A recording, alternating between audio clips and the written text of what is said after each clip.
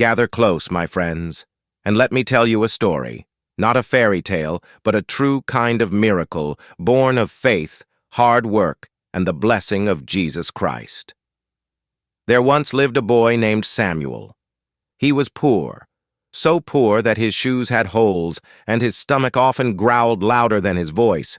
He had no riches, no titles, and no one to speak for him, but he had something no one could see, a deep and unshakable faith.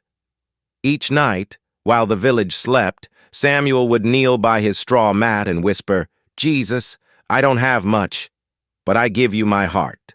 Lead me, and I will follow." The world around him laughed. "A rich man? You? Ha! Keep dreaming, boy." But Samuel didn't stop.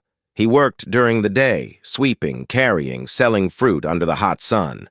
At night, he studied by candlelight and prayed with all his heart. One day, a stranger came to the village, a businessman looking for someone honest and hard-working. Guess who everyone pointed to? That's right, Samuel. And just like that, the first door opened. He worked with fire in his heart and wisdom in his steps. The stranger gave him more responsibility, and before long, Samuel had saved enough to start his own business. One store became 2, then 10, then 100. In a few short years, the boy who once begged for bread was now feeding hundreds, employing thousands. A billionaire, not just in money, but in love, kindness, and purpose.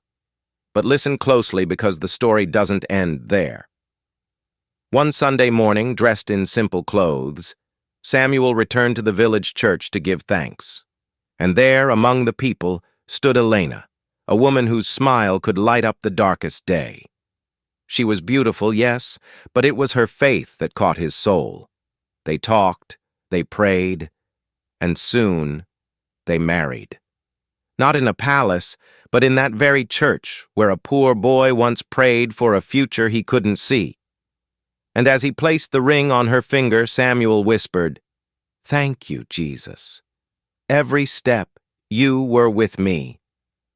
Today, Samuel and Elena travel the world, not showing off wealth but lifting others up, just like he once hoped someone would do for him. So, when people ask, "How did you do it?" How did a poor boy become a billionaire and marry the woman of his dreams? He simply smiles and says, "It wasn't me. It was Jesus." Subscribe for more faith-filled stories. Thanks for listening.